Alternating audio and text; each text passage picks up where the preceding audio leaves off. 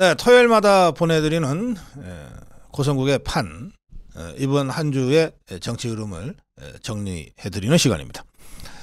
이번 주는 종북주사파 더불어민주당의 이재명 세력의 정권심판론, 윤석열 심판론을 무력화시켜버린 한동훈 비대위가 등장한 한 주였다. 이렇게 정의하겠습니다. 민주당은 28일 국회 본회의에서 김건희 여사 특검법을 강행 처리하겠다는 방침을 다시 거듭해서 밝혔습니다.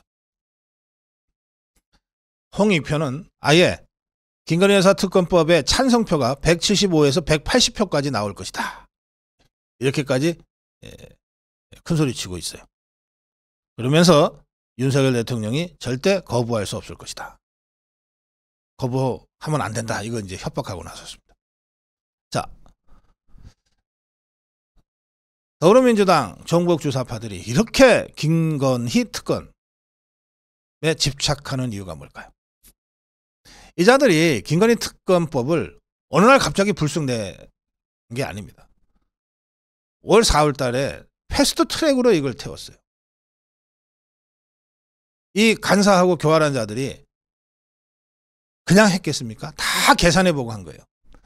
패스트 트랙에 태우면은 숙려 기간이 얼마가 필요하고, 그리고 난 다음에 법안 처리를 하면은 언제쯤 처리할 수 있고, 그 처리를 하고 나서 대통령이 거부권을 행사할 경우에는 어떻고, 행사하지 않고 받아들일 경우에는 특별검사가 언제 임명이 되고, 특별수사팀을 구성하는데 한 달 걸리고, 사무실 만들고 하는데 걸리고, 그러면은 김건희 여사에 대한 직접 수사는 언제부터? 대략 2월부터 시작이 될 거고, 수사할 때마다 매일매일 브리핑 해가면서 여론전 하다가 보면은 4월 10일 선거가 다가온다.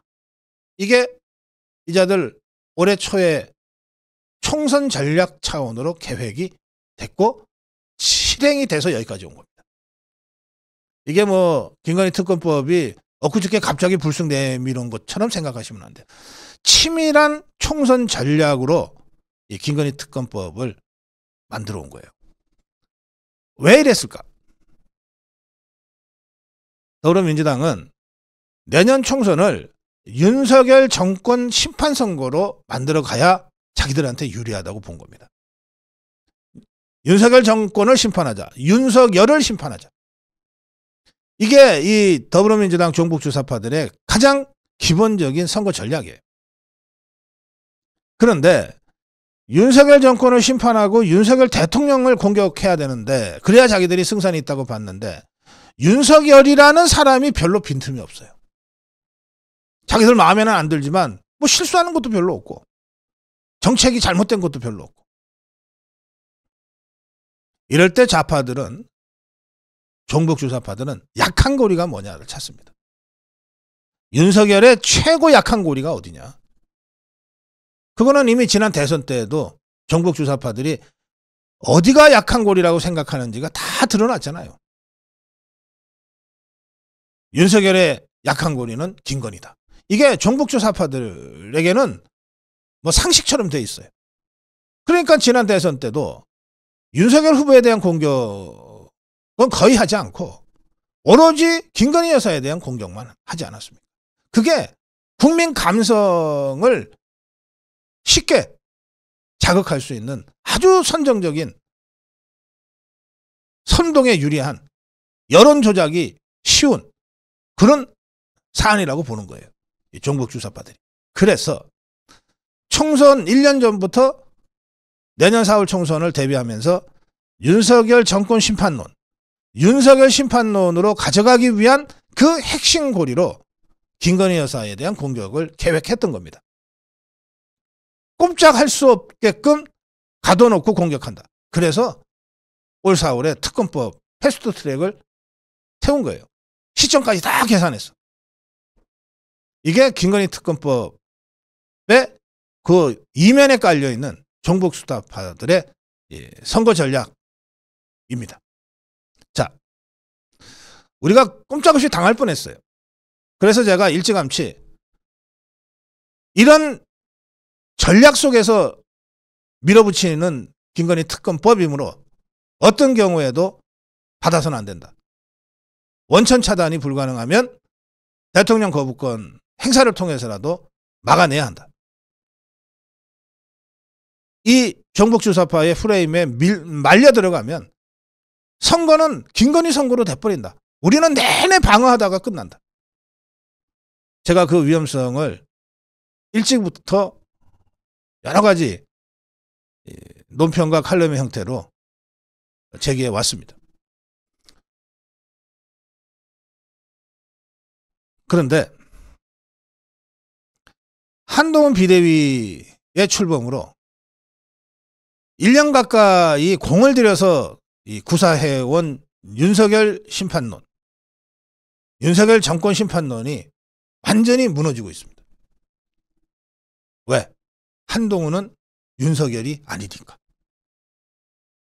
김건희 여사는 윤석열 대통령과 뭐 아니라고 하기 어려운 부부관계 아닙니까?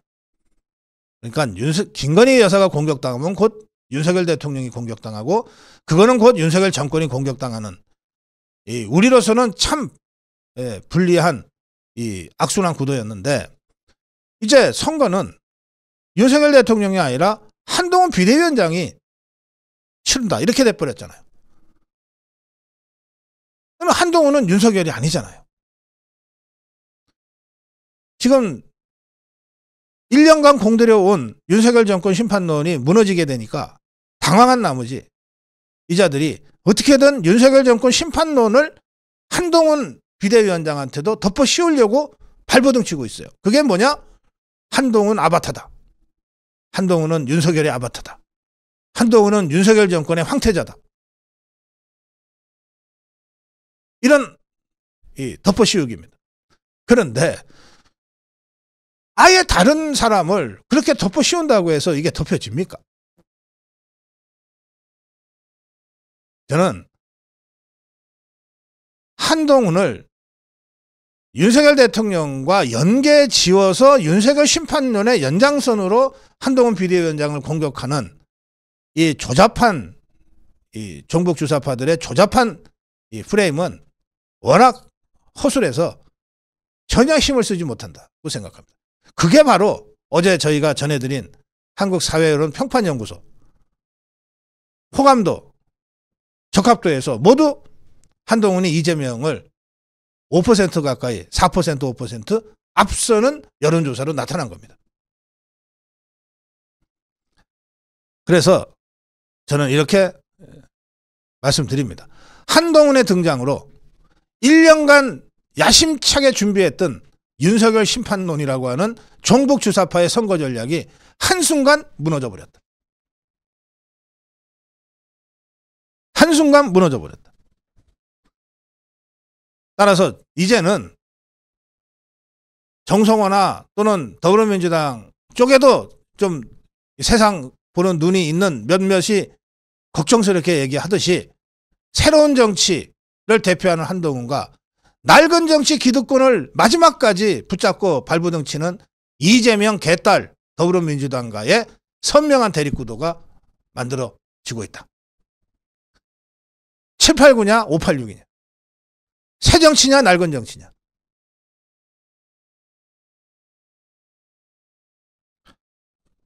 이것을 현실화하고 이런 새로운 흐름을 국민들이 체감할 수 있도록만 하면 선거는 어렵지 않다.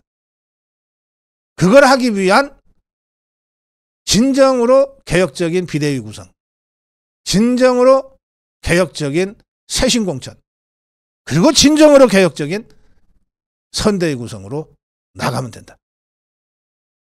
그러면 우리에게 있다.